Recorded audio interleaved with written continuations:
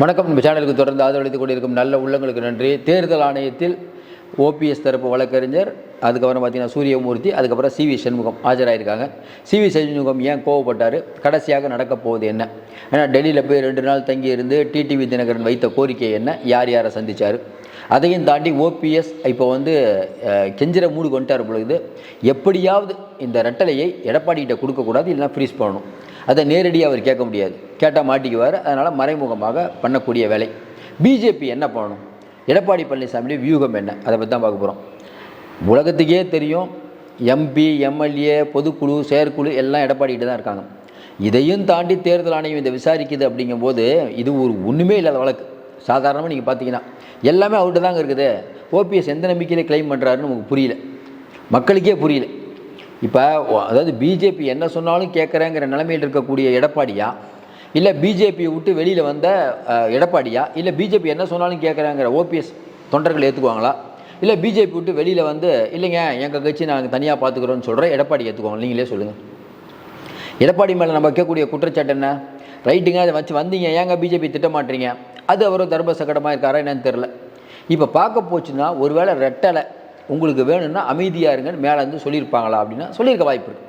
ஏன்னா எடப்பாடிக்கு இன்றைக்கி ரெட்டலை முக்கியம். அதையும் தாண்டி மினிஸ்டர்கள் மேலே கேஸ் வரக்கூடாது. இவ்வளோ பிரச்சனை இருக்கும்போது நான் வீரமாக இருக்கிறேன் அப்படின்னு போய் எதிர்த்தாருன்னா மாட்டிக்குவார். சரி, எல்லாத்துக்கும் ஒரு சந்தேகம், அப்படி ஏங்க வெளியில் வந்தார் அப்படின்னா ஏற்கனவே அங்கே இருந்தாங்கன்னா பிஜேபி கட்சியை உடச்சி ஓபிஎஸ் இதே மாதிரி ஏற்கனவே தூண்டி விட்டாங்களா, அதே மாதிரி தூண்டி விட்டு டிடிவியை உள்ளே கொண்டு வந்து சசிகலா எல்லாத்தையும் உள்ளே கொண்டு வந்து எடப்பாடியை காலி பண்ணிடுவாங்க. இது எடப்பாடிக்கு தெரியும், அதனால தான் வெளில வந்தார். சரி, இப்போ எடப்பாடி பழனிசாமி என்ன பண்ணுவார்? இன்றைக்கி சிவி சண்முகம், ஓபிஎஸ் 3 பேர் இப்போ தேர்தல் ஆணையத்தில் இருக்காங்க. 4 வாரத்துக்குள்ளே முடிவு எடுக்கணும்னு சொல்லியிருக்காங்க. இது வெளியிலேருந்து பார்க்கக்கூடியவங்களுக்கு காமெடியாக இருக்கும். என்னங்க அது, எல்லாமே அவர்கிட்ட கொடுத்துட்டீங்க. ஒரு எம்பி எலெக்ஷன் நின்ட்டார், எம்பி எலெக்ஷன் ரெட்டலை கொடுத்து தான் நின்னார். ஓபிஎஸ் தனியாக தான் நின்னார். அப்போ இப்படி கிளைம் வரல, இப்போ இப்படி கிளைம் வருது. அப்போ தேர்தல் மாற்றுவீங்களா? எல்லாத்தையும் நியாயமாக பேசணும். எடப்பாடி மேலே நம்ம கோவம் இருக்கலாம். எடப்பாடி தப்பு பண்ணுறாருனா தப்பு பண்ணுறாரு, பிஜேபி கண்டிப்பாக அதுக்கணும். மைனாரிட்டி பிஜேபின்னு சொன்னால் இஸ்லாமியர்கள் கொஞ்சம் ஓட்டு போடுவாங்க. அதை விட்டுட்டு ஸ்டாலின் அவர்கள் தெளிவாக பிஜேபி ஒரு தீய சக்திங்கிறாரு, இவர் எதுக்குமே மாட்டுறாங்கிறான். இவர் ஸ்டாலின் அந்த பாயிண்ட்டை பிடிச்சிட்டார் தெளிவாக. பிஜேபி எதிர்ப்பு அப்படிங்கிற தமிழ்நாட்டில் எப்பயுமே நிற்கும். முடிஞ்சா கதை. திமுகவுடைய சாதனைகளை காட்டிலும் மோடி எதிர்ப்பு அதிகமாகுது, அது ஸ்டாலினுக்கு தெரியுது. சரி, எடப்பாடி இப்போ என்ன மூவ் பண்ணுறாரு? எல்லாருக்கும் இப்போ ஓபிஎஸ் எந்த நம்பிக்கையில் அந்த வழக்குக்கு போகிறாரு? ஓபிஎஸ் எந்த நம்பிக்கையில் மேலே பிஜேபி இருக்குங்கிற நம்பிக்கை. இப்போ திடீர்னு ஓபிஎஸ் தரப்புக்கு என்ன நம்பிக்கை கொடுத்துருக்காங்க? ஓபிஎஸ் என்ன டிமாண்ட் வச்சுருக்காரு? ஐயா, ஒன்றும் பிரச்சனை இல்லைங்க ஐயா, அதிமுக மட்டும் நீங்கள் சின்னத்தை ஃப்ரீஸ் பண்ணிடுங்க, இல்லாட்டினா நீங்கள் எங்களுக்கு உடச்சி கொடுத்துருங்க, யாருக்கும் சின்னம் இல்லைன்றங்க, இல்லைனா எங்களுக்கு என்ன கொடுங்க, நீங்கள் என்ன சொன்னாலும் கேட்குறேன், அதானே? அதே மாதிரி ஈரோட்டில் தானே சொன்னார், பிஜேபி இருந்தால் அவர்கள் விருப்பப்பட்டால் அவர்கள் நிற்கலாம். இதை ஒரு அதிமுக தலைவர் சொல்லக்கூடிய வார்த்தையா? அப்போ இன்றைக்கி இருக்கக்கூடிய சூழ்நிலையில் ஓபிஎஸ் என்ன மூவ் பண்ணிகிட்டு இருக்காரு? இப்போ லேட்டஸ்ட்டாக இதை நம்ம பக்கத்துலேருந்து பார்த்தோம் அப்படின்லாம் சொல்ல, வெளியில் வரக்கூடிய தகவல் என்ன, அதை ஓரளவுக்கு ஊர்ஜிதமாகுது. என்ன, எடப்பாடிக்கிட்ட சின்னத்தை கொடுக்கூடாது, அவ்வளோதான். நீங்கள் எந்த டிமாண்ட் சொன்னாலும் ஏற்றுக்கிறேன். இப்போ எடப்பாடி என்ன நினைக்கிறாரு? எப்படி ரெட்டலை வேணும். அப்போ என்ன பண்ணுறாரு? அவரும் சில காய்களை நவுத்துறாரு. டெல்லி அரசியலில் ஓபிஎஸ், எடப்பாடி 2 பேரும் பிஜேபிகிட்ட சில விஷயங்கள் டீல் போயிட்டு இருக்குது, அது உண்மைதான். ஏன்னா எடப்பாடிக்கு நல்லா தெரியும், மோடி நினைக்கலன்னா நமக்கு சின்னம் கிடைக்காது. அப்போ இன்றைக்கி காரியம் பெருசாக வீரியம் பெருசானா காரியம்தான் பெருசு. அப்போ என்ன பண்ணலாம்? அமைதியாக இருந்துருவோம். அப்போ ரெட்டலை வாங்கிக்கிட்டு, ஏன்னா பிஜேபியோட டிமாண்ட் என்ன? ரெட்டலை வாங்கி கொடுத்தோம்னா நீங்கள் எங்களோட கூட்டணிக்கு வாங்க. எடப்பாடி என்ன நினைக்கிறாரு? இல்லைங்க, கூட்டணிக்கு வரலைங்க, பின்னாடி எதாவது பார்த்துக்கலாம், எனக்கு ரெட்டலை வாங்கி கொடுங்க. இந்த பஞ்சாயத்தில் போயிட்டுருக்குது. இப்போ லேட்டஸ்ட்டாக வந்த தகவல், அண்ணாமலை, நம்ம ஓபிஎஸ், டிடிவி இவ்வளவு பேரும் பிஜேபிகிட்ட வலியுறுத்துறதுனா எடப்பாடியிட்ட சின்னத்தை நம்ம பிடுங்கிருங்க. ஆனால் அதையும் தாண்டி பிஜேபி இன்னும் எடப்பாடிக்கு ஃபேவராக தான் இருக்கிற மாதிரி தான் சொல்கிறாங்க. டெல்லியில் விசாரிக்கும் போது இல்லைங்க, எடப்பாடிக்கு தான் ஃபேவராக இருக்காங்க. தேர்தல் ஆணையம் கண்டிப்பாக எடப்பாடிக்கு தான் அந்த சின்னத்தை கொடுக்கும், எழுதி வச்சுக்கோங்க, 4 வாரத்தில் இதுதான் தீர்ப்பு வரப்போகுது. ஏன்னா எடப்பாடியும் சாமானியனால் அவர் எவ்வளோ தூரம் கஷ்டப்பட்டு ரெட்டையை வாங்கினவர் அவ்வளோ ஈஸியாக கொடுத்துருவாரா? அவர் எந்த எல்லைக்கும் போவார். டெல்லியில் ஒரு 4 நெட்வொர்க் எடப்பாடிக்கு ஆதரவாக அவர் ஒரு பெரிய நெட்வொர்க் போயிட்டுருக்கு. எல்லாத்தையும் தாண்டி இன்றைக்கி சிவி சண்முகம் அவரையும் தாண்டி வேறு ஒரு ரூட்டில் வேறு ஒரு வேலை மைத்திரைன்னு பார்த்துட்ருக்கார். அப்போ எடப்பாடி பழனிசாமி கொஞ்சம் அந்த உதறலில் இருந்தாலும் இப்போயும் நம்பிக்கை இருக்குது, கொடுத்துருவாங்கன்னு. சரி, எடப்பாடி பழனிசாமி தேர்தல் ஆணையம் ஒரு வேளை சின்னத்தை கொடுக்கலன்னா இவர் உச்சநீதிமன்றம் போக வேண்டியதானே, ஏன் வந்து பிஜேபிக்கு பணிஞ்சிட்ருக்காருன்னு கேட்கலாம். உச்சநீதிமன்றம் போய் கேஸ் முடிஞ்சு வரதுக்குள்ளே அடுத்த தேர்தல் வந்துடும் 1.5 வருஷத்தில். அது வரைக்கும் தேர்தல் ஆணையம் இழுக்க முடியும் இந்த கேஸை.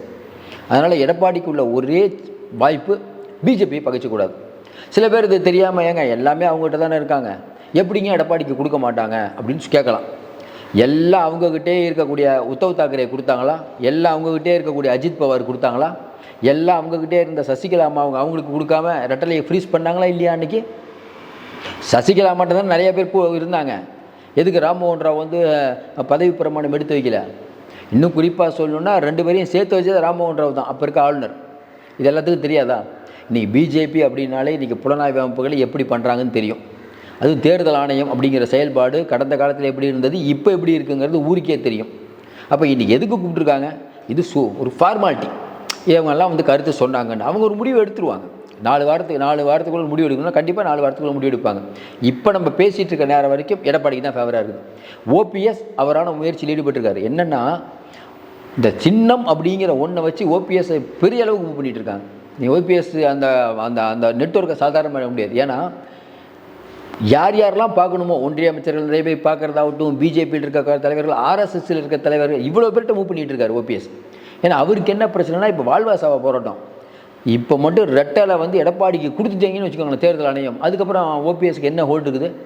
சிவில் கேஸ் இருக்குது, அது பாட்டுக்கு நடந்துகிட்ருக்கும், போயிட்டே இருக்க வேண்டியதான் சிவில் கேஸு. வேறு என்ன, ஒன்றா பிஜேபியில் சேரணும். தனி கட்சி ஆரம்பிக்க முடியுமா? தனி கட்சி ஆரம்பித்தோம்னா ஏற்கனவே நிறையா சொத்தெல்லாம் சேர்த்து வச்சுருக்காரு, அதெல்லாம் கரைஞ்சி போயிடும் தெரியாதா? டிடிவி தினகரன் கதி என்னாச்சு? அப்போ இனிமேல் ஓபிஎஸ் எப்பயுமே ஓபிஎஸ்ஸோடைய எதிர்காலம் அப்படிங்கிறது பிஜேபி தான். ஒரு அரசியல் கட்சியில் ஒருங்கிணைப்பாளராக இருக்கக்கூடிய ஒருவர் பிஜேபி என்ன சொன்னாலும் அவங்க கேட்குறேன், அவங்க மனசு போனாமல் நடக்கிறேன் அப்படின்னு சொல்கிறத தொண்டரை ஏற்றுக்குவாங்களா? பிஜேபி ஜன்னலு கதவெல்லாம் திறந்து வைக்கிறேன் வாங்க கூட்டணிக்குன்னு அதெல்லாம் வர முடியாதுங்க, உங்களுக்கு நமக்கு செட் ஆகாதுன்னு இருக்கிற எடப்பாடி விரும்புவாங்களா? எடப்பாடி அவர்கள் மீது 6000 குறை இருக்கிறது. ஆனால் இன்றைக்கி அதிமுகவை வழிநடத்த யார் சரியானாலும் எடப்பாடியே ஓபிஎஸ்னா எடப்பாடி தான். பிஜேபிக்கு ஆமாம் போடுற ஒரு தலைவர் வேணுமா? பிஜேபி பரவாயில்ல, பிஜேபி எதுக்காட்டினா கூட வெளியில் வந்த எடப்பாடி வேணுமா? அண்ணாமலைக்கு டஃப் கொடுக்கக்கூடிய எடப்பாடி வேணுமா? அண்ணாமலை எது சொன்னாலும் கேட்கக்கூடிய ஓபிஎஸ் வேணுமா? கொஞ்சம் யோசனை பாருங்கள். அதனால் இன்றைக்கி இருக்கக்கூடிய சூழ்நிலையில் எல்லாருக்கும் ஒரு சங்கடம் இருக்குது. சசிகலா, ஓபிஎஸ், டிடிவி இவங்களுக்கு என்ன கொள்கை? நீ கொஞ்சம் என்ன அதிமுகவை மீட்கணுங்கிறாங்களே, சரி அதிமுகவை மீட்டு யார்கிட்ட கொடுக்க போகிறாங்க? பிஜேபி தான் கொடுக்க போகிறாங்க. சசிகலா அவர்கள் இதற்கு முன்பு போன தேர்தலில் ஒதுங்கினாங்களே, யார் காரணம்? உலகத்துக்கே தெரியுமே பிஜேபின்னு. உண்டா இல்லையா? ஈரோடு தேர்தலில் வந்து ஓபிஎஸ் வந்து தேர்தலில் போட்டியிடாமல் தவிர்த்தாரே, ஏன் காரணம்? அப்பயே அவர் கிளைம் பண்ணியிருக்க முடியாதா ரெட்டல் எனக்கு வேணும்னு? ஏன்? பிஜேபி தான். அதான் அண்ணாமலை வெளிப்படையாக சொன்னார், நாங்கள் சொல்லி தான். அப்போ பிஜேபி எல்லாம் சொல்லக்கூடிய ஒரு தலைவராக ஓபிஎஸ் இருந்தால் ஓபிஎஸ்ஸை வந்து ரெட்டலை கையில் கொடுத்து ஓபிஎஸ்ஸை தலைவராக்குனா பிஜேபியோடைய கிளை அமைப்பு ஆர்எஸ்எஸ் பஜ்ரங் தள் மாதிரி அது ஒரு கிளை அமைப்பு. உண்டா இல்லையா? ஆனால் ஏன் அதிமுக கொடுக்க மாட்டேது? அதிமுக ஒரு முடிவு பண்ணிடுச்சு. இப்போ எடப்பாடி என்னங்க யோசிப்பார்? சின்ன இல்லை, எல்லாத்தையும் மேலேயும் கேஸ் போடுவீங்க, அவ்வளோதானே. கேஸை நாங்கள் பார்த்துக்குறோம். ஏன்னா இப்போ இடி வழக்கெல்லாம் ஒன்றும் இல்லை, கேஸை நான் பார்த்துக்கலாம். ரெட்டலை ஒன்று தான் பிரச்சனை. சரி, இதை கொஞ்சம் நீக்கி போக நடந்துக்கிறேன், எதுவும் பண்ணாதீங்க. ஏதாவது பண்ண ஆரம்பிச்சிங்கன்னா ரெட்டலை தரமாட்டேன் இல்லை வந்து உள்ளத்துக்கு போடுவோன்னா ரைட்டு பார்த்துக்கலாம். தலைக்கு மேலே வெள்ளம் போனால் ஜாலி நம்மளோட ஜெயில் தானே போயிட்டு போகிறோம். அதனால் இன்றைக்கி அப்படி வந்து முழுக்க அதிமுக மேலே நீங்கள் கை வச்சு ஈடிக்கிட்டுலாம் உள்ளே போட்டிங்கன்னா அது வந்து வேறு மாதிரி சும்மா இருக்க அதிமுக சீண்டி விட்ட மாதிரி ஆயிரும். அது வந்து பிஜேபி பண்ணாது.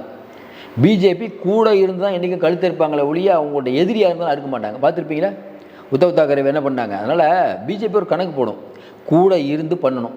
இன்னொன்று, தமிழ்நாட்டில் அவங்க வலிமை இல்லை. அதிமுகவை இப்போ ரைட் அதிமுகவை அடிச்சிடுறோம், அடுத்து பிஜேபி ஜெயிச்சிருமா? இன்றைக்கி இருக்கக்கூடிய நிலைமையில் அதிமுக வலிமை குன்றி இருந்து ரெட்டலை கொடுக்காமல் அவங்கள தொக்கலில் விட்றீங்கன்னு வச்சுக்கோங்களேன், திமுக சூப்பராக ஜெயிக்குமே. அப்போ திமுக ஜெயிக்கக்கூடாது அப்படின்னு எண்ணம், திமுக ஜெயிக்கக்கூடாது அப்படிங்கிற எண்ணம் இருந்தால் என்ன பண்ணணும்? அதிமுகவை வலிமைப்படுத்தாமல் விடணும். அதனால் இவ்வளோ பிரச்சனைகள் வந்து இன்றைக்கி பிஜேபி இருக்குது. தொடர்ந்து நம்ம சொல்கிறது ஒன்று தான். இன்றைக்கி இருக்கக்கூடிய சூழ்நிலையில் இன்றைக்கி தேர்தல் ஆணையம் அப்படிங்கிறது சும்மா எல்லாத்தையும் கூப்பிட்டு கேட்பாங்க. இப்போ வரக்கூடிய தகவல்கள் எடப்பாடிட்டு தான் கொடுப்பாங்க. நமக்கு அப்படி தான் நம்பிக்கை இருக்குது, எடப்பாடிட்டு தான் கொடுப்பாங்க. எடப்பாடி வீக்கெண்ட் ஆகிறது வந்து பிஜேபி விரும்பாது. எடப்பாடி வீக்கெண்ட் ஆனார்னா அது ஓபிஎஸ் டெவலப் பண்ணார்னா பரவாயில்ல. ஓபிஎஸ்டியும் ஆள் இல்லை, டிடிவியும் கட்சி கரைஞ்சி போச்சு. சசிகலாட்ட எத்தனை பேர் இருக்காங்கன்னு தெரில, அண்ணாமலைகிட்டையும் பெருசாக ஆள் இல்லை. இந்த சதவீதத்தை வச்சு எப்படி நீங்கள் வந்து அடுத்தது வரக்கூடிய தேர்தலை பண்ணுவோம்? எடப்பாடி ரொம்ப தெளிவாக சொல்லிட்டார். ரெட்டலை கொடுக்குறீங்க இல்லை இடி அதெல்லாம் இல்லைங்க. நான் உங்களை பற்றி பேச மாட்டேன், அவ்வளோதான். நான் உங்களோட கூட்டணிக்கு வர வாய்ப்பே இல்லை. 2026 கூட்டணிக்கு வர வாய்ப்பே இல்லை. கடைசி நேரத்தில் பார்த்துக்கலாம் தான் பிஜேபி நினைக்கும். பிஜேபி ஒரு ரொம்ப கிளவரான கட்சி, அதில் மாற்று கருத்தால் இல்லை. பிஜேபி பயங்கரமான வேலைகள் பண்ணும். இன்னமும் சொல்கிறோம், எடப்பாடி பழனிசாமிகிட்ட நம்ம என்ன பிடிச்ச விஷயம்னா, இந்தியாவில் இருக்கக்கூடிய எல்லா பெரிய அரசியல் கட்சியெல்லாம் பிஜேபி உடைச்சி அவங்க ஆட்களெல்லாம் உள்ளே எடுத்தாங்க. எடப்பாடி மட்டும்தான் அவங்க கூடயே இருந்துக்கிட்டு எல்லாம் ரைட்டு. எடப்பாடி அவங்க சொன்னதெல்லாம் கேட்டார். 4 வருஷம் ஆட்சி வேணும் இல்லைங்க, என்னங்க பண்ண முடியும், யாராக இருந்தால் அதான் பண்ணுவாங்க. கேட்டார், கேட்டு கரெக்டாக எந்த நேரத்தில் கழட்டணுமோ கழட்டிட்டு வந்துட்டார். வாங்கப்பா கூட்டணிக்கு, வாங்கப்பா கூட்டணிக்குன்னாங்க. எடப்பாடி பண்ண நல்ல விஷயம். திமுக சில சாதனைகள் பண்ணதை நம்ம பாராட்டணும். அதே மாதிரி எடப்பாடி பண்ண நல்ல விஷயம், போன தடவை மட்டும் எடப்பாடியும் பிஜேபியும் கூட்டணி போட்டிருந்தா ஒரு 2-3 சீட்டு கிடச்சிருக்காது. ரொம்ப கம்மியாக கூட வைக்கிறோம். ஐயா, ஒரு சீட்டு கிடச்சாலும் இன்றைக்கி மோடிக்கு வலிமை தானுங்க. அதை தடுத்திருக்குல்ல அதிமுக. அதனால தான் அதிமுக நல்லதுங்கிறோம். இன்றைக்கும் சொல்கிறோம், எடப்பாடி பழனிசாமி பிஜேபியை திட்ட வேண்டும். நம்ம நினைக்கிற மாதிரி அவர் ஒரு கணக்கு போட்டிருப்பார், ரெட்டலை வாங்கட்டும், அதுக்கப்புறம் நம்ம பார்த்துக்கலாம், டைம் இருக்குதுன்னு நினைக்கலாம். ஆனால் டைம் ரொம்ப நாள் எடுத்தாருன்னா அது எடப்பாடி பழனிசாமிக்கு தான் ஆபத்து. அதில் இப்போதைக்கு ஜெயிச்சது எடப்பாடி பழனிசாமின்னு தான் நம்ம நினைக்கிறோம். ஏன்னா ஓபிஎஸ் வச்ச டிமாண்டெல்லாம் மீறி எடப்பாடி பழனிசாமி தரப்பு தெம்பில் இருக்கும்போதே தெரியுது வேற ஒரு டீலுக்கு போயிட்டு இருக்காங்க. பொறுத்திருந்து பார்ப்போம். மீண்டும் சந்திப்போம். நன்றி, வணக்கம்.